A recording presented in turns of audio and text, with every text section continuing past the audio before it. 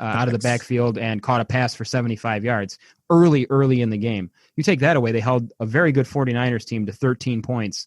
Again, weird anomaly aside, that was a very good defensive performance from the Cardinals. I think that also rather fluky was that win over the Eagles for the Washington Football Club here. And I think that doesn't get repeated this week.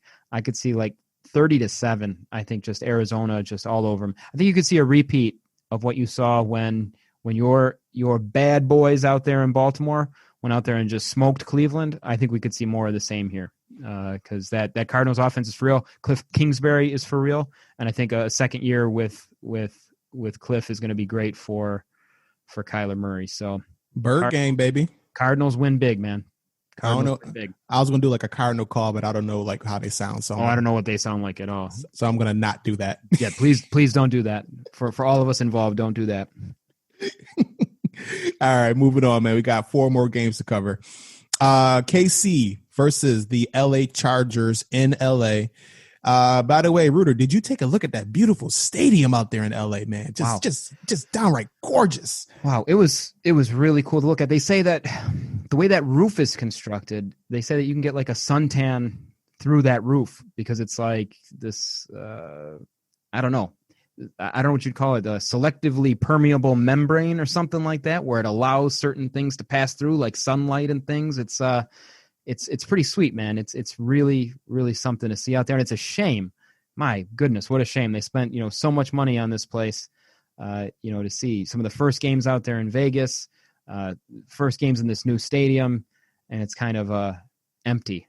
It's a shame. But yeah, the stadium looks amazing. Yeah, and a fun drinking game for however many times you said it's such a beautiful stadium, man. You take a drink, you would have been drunk. KC is favored in this game, minus 8.5. Over under is 47.5. And I think you just got to go with KC. Like, I think you got to pick KC until you actually see them lose at this point. Super reigning champs. They just looked true to form last week against Houston, like especially like basically when the second quarter began. They just scored 17 unanswered or 20. Like they just scored. They couldn't be stopped. Patrick Mahomes looks awesome.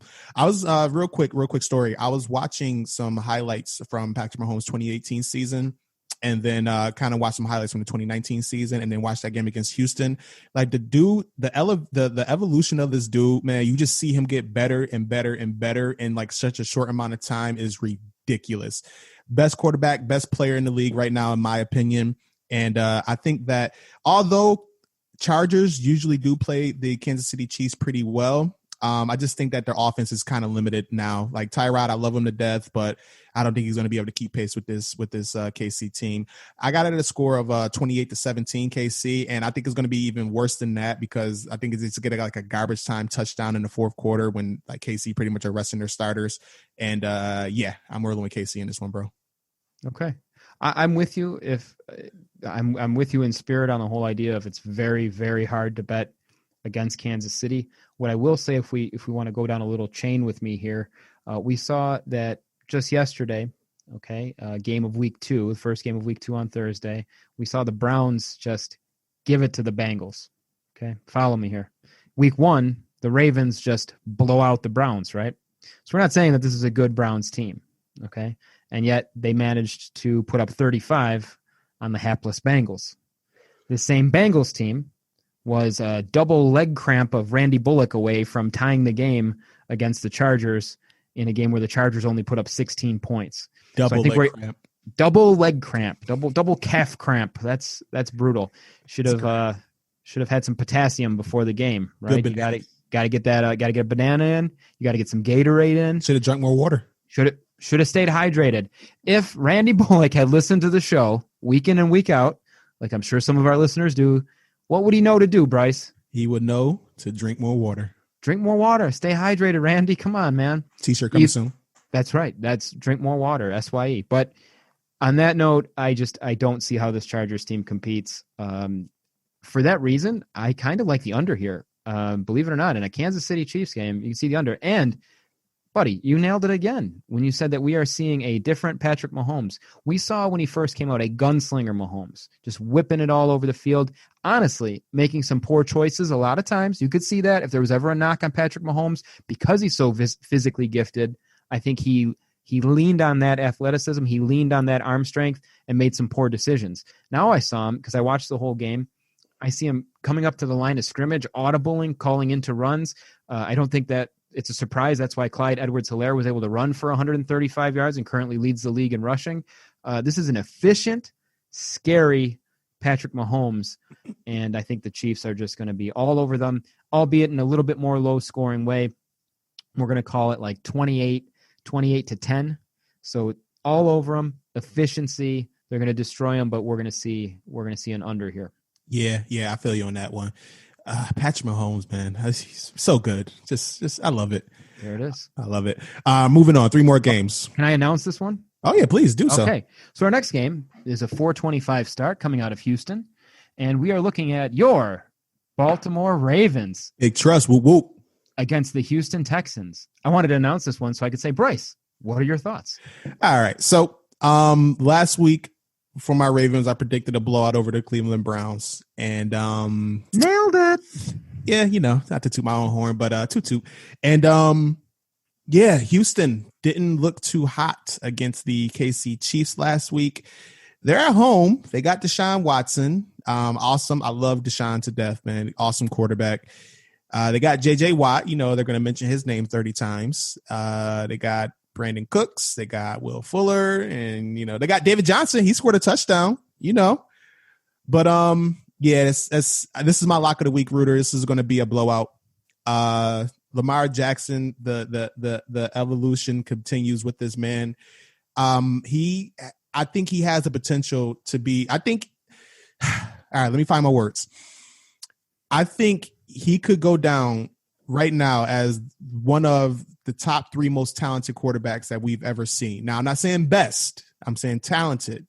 And every time I see this dude plays, I just see him hone this talent and just keeps getting better and better and better and better. And now it's to the point, like that Cleveland game I watched, he's reading defenses. He's stepping up against pressure. He's not panicking. Like I said, I was watching the 2018 highlights. I was watching the Chiefs and Ravens game from that year. And you just seem like a rookie Lamar Jackson just get rattled in the pocket anytime somebody send a rush and he's fumbling and everything of that nature there. This Lamar Jackson is literally just like 100 times better version of that one there. And I love what I'm seeing from my quarterback. This offense is so dynamic. We got a bunch of just speed receivers and big tight end in the middle and Mark Andrews, and we're just going to run the ball down their throat. And our defense is much improved. We got the best secondary in the NFL, in my opinion. And I got it at a score of 35-10. I think we're just going to come out there. We're going to do what we did to them last year. Lamar Jackson is just going to pick this defense apart. The Texans, Bill O'Brien is not a good head coach. I don't know. I'm not a big fan of his. Deshaun Watson, I think he can, potentially make some magic happen, but you take away his best receiver. David Johnson he's solid when healthy. The offensive line is still not good. I think he's going to have a rough day against my defense. And I like Baltimore. I like the over and, I like the under and big trust. Whoop, whoop.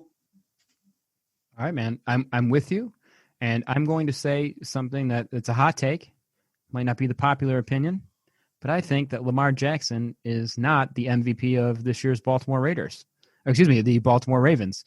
And the man who is, I think you know him, Mr. Eric DeCosta. What do you know about him? The GM there out there in Baltimore. Just Ozzy's understudy who just completely just does what he does. Just find talent for bargains. This guy has put together a roster, just top to bottom, like it's incredible in this era of free agency, in this era of trade happy GMs, in this era where you see all of the ability for scouts to see every game with advanced analytics. It's incredible that they were able to put this team together. What had me thinking that is I watched the game this week, and what I saw was a player who last year had a great success at tight end. You mentioned him, Mark Andrews. what I thought he was is I thought he was a product of that offense. I didn't think he was anything special. I thought with those 3 tight end sets, he was able to find some space against some linebackers and sure, make some plays. He had the catch of the week this week. Mm-hmm. He looked unstoppable. He looked like Gronk in his prime, albeit against the not the greatest defense in the world out there in Cleveland. I don't think they're going to be winning any defensive awards this year, but that one-handed catch in the end zone, he looks like a real threat. He's really good. I really like the dimension that Hollywood Brown brings to that team as a deep threat. And I think you're absolutely right. Well, you nailed it when you said maybe not the greatest QB of all time, because although I think he's a great thrower of the football, he's not like the greatest, but his overall ability to be in the game and to run when necessary, but not as a first instinct. His work ethic that I've heard so much about, it reminds me of Michael Vick, but with a work ethic and a better head on his shoulders, which is really scary. But Eric DeCosta, what a roster top to bottom that he put together, and all the turmoil that there could have been with the loss of Earl Thomas there and the way that all went down. You could see lesser teams crumble, but this team looks like a juggernaut. I think even on the road here, it's going to be a big win for them. I'm giving them like maybe 31-14, somewhere along those lines. So I'm calling the under. But man, what a job! What a well-constructed team, and Baltimore is going to be tough to beat this year, man. You've hitched your horse to a good wagon there. I'll tell you that. Yeah, man. I've never been excited about Ravens football in terms of offense. Now it's just like, hopefully defense can turn these boys over so we can get our offense back on the field so I can watch more Lamar Jackson score points. It's such a beautiful feeling. That's interesting that you said that. The Ravens teams in the past were really predicated on their great defenses, mm-hmm. right? The Ray Lewis era and the Ed Reed era and all that kind of thing. They for under the Trent Dilfer Ravens, they went, I want to say it was like 5 or 6 weeks in a row without scoring an offensive touchdown, and they won like 5 of those games. It was incredible to watch that defense. And now, like you said, maybe the most exciting offense in football. People could say the Chiefs and Mahomes, but they kind of just methodically move the ball down the field. The Ravens, they're just incredible to watch. Lamar is exciting. Hollywood Brown is exciting. Mark Andrews is cool to watch. J.K. Dobbins, rookie running back, 2 touchdowns last week, baby. An amazing dynamic player that they pulled out there late in the first round. How this guy was still available. Second round, excuse me. Yes, late in the second round. Don't know how that happens. And not to mention Mark Ingram still hanging out there. So that's a hell of a team. They're really fun to watch, and I'm glad for you, man. You got a winner there. Thanks, man. Feels good. Looking forward to Sunday. All right. Sunday night game. Speaking of Sunday, well, we're talking about Sunday anyways. New England versus the Seattle Seahawks. Yeah, man, take it away. Game of the week right here for me. This is one that's going to be cool to watch. I think it's going to be cool to watch because fingers crossed. I hope that Seattle just gives it to them. That would be nice to see on Sunday night. Just a Patriots just get it on Sunday night. But man, watching Russ, 31 of 35, and not just dink and dunk 31 of 35 either. He was tossing the ball around downfield, hit DK Metcalf for a nice long one. The fact that they're at home and only 4-point favorites. I don't know. That's one of those that has me scared a little bit. Sometimes when you think to yourself, "Ooh, Seattle's just going to give it to them at home." Yeah, they're the Patriots, but this isn't your uncle's Patriots. This isn't your granddaddy's Patriots. These are a little bit different. Pound the ball, low scoring Patriots, and I don't know. I don't see Seattle having much of a problem with them. I do like the under, which is set at the over under is at 45. I do like the under here because I just don't see the Patriots putting up much against Bobby Wagner and that defense. Maybe they're not what they were in the Legion of Boom era, but very good Seahawks team. I think they win by at least 10. We're going to call it 27-13 Seahawks. Okay. Seahawks. I want to do that one day. I want to go to that stadium and do that. Doesn't their stadium look cool? That big open air stadium. It looks like that big funnel and the 12th man going crazy there. That's a road trip right there, buddy. Yeah, that's definitely on my bucket list of NFL stadiums to visit. I got to be a part of that opening ceremony where that horn is blaring. Seahawks. They raise the flag for the 12th man. Like that stadium goes hard. It's loud there, man. It looks awesome there. Seattle was always a team that I really liked. Again, dating myself here, but going back, if I had like an NFC team, I always really liked Seattle. Going back to the day of like Tommy Kane and Brian Blades back in the day, they had dual receivers that were pretty cool. Sean Alexander was one of my favorites. So, yeah, man, Seattle. I'm happy to see that they've got such a great player in Russell Wilson. Happy to see some success for these guys. So, I'll go there with you, buddy. Yeah, we got to set that one up when COVID breaks. Okay, this game I was going kind of back